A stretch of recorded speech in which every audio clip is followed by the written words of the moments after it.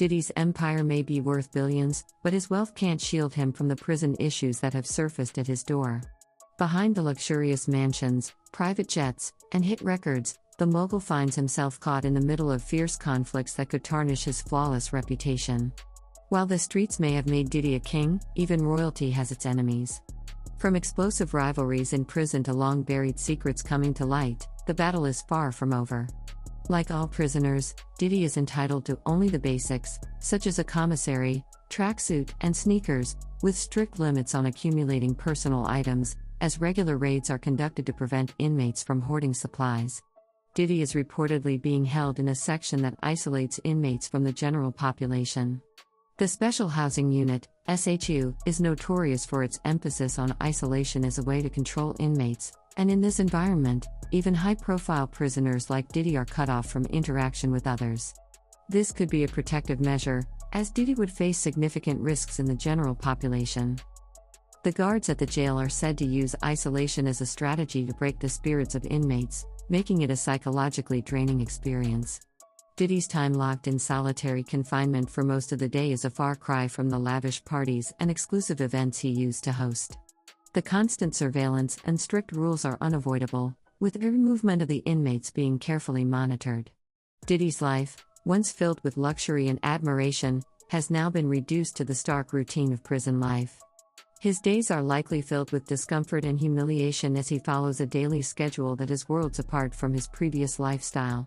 His cell is described as bare, containing only the essentials: a bed bolted to the floor, a small sink and toilet, and a single overhead strip light. There is little space for personal comfort, and the environment is designed to keep strict control over the inmates, leaving no room for autonomy or luxury. He is required to make his bed each morning, clean his cell, and maintain basic hygiene, including cleaning his sink and toilet. Diddy's meals are a far cry from the gourmet dishes he once relished. The prison serves basic, unappetizing food, with meals consisting of powdered scrambled eggs, cheap bread, and other low-cost options. While the law mandates that inmates receive at least 1,800 calories per day, the quality and temperature of the meals are far from ideal.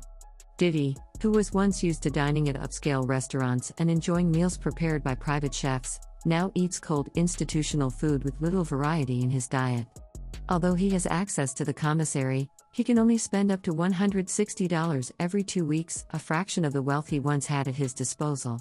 The commissary allows him to buy small treats like candy, coffee, and other basic necessities, but it cannot replicate the luxury he once enjoyed.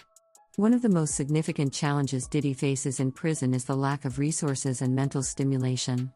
He is likely limited to what is available in the jail's electronic law library, which has been criticized for being understocked and poorly maintained. With little access to recreational activities or intellectual resources, Diddy's mental health is likely under strain. Long periods of isolation, limited interaction with others, and a lack of stimulation can contribute to feelings of anxiety, depression, and paranoia. The conditions within the jail have been described as deplorable, with reports of unsanitary and unsafe living conditions. Inmates have reported issues such as moldy showers, inadequate plumbing, and a general lack of cleanliness throughout the facility.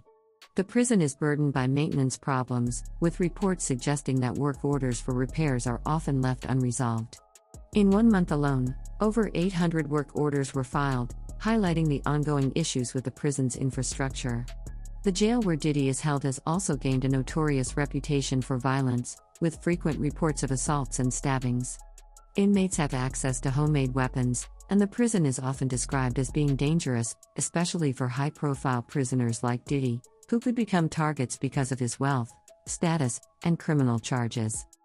Killing Diddy would be seen as a badge of honor among other inmates, and it's well known that a significant amount of money would be needed to guarantee his protection in prison.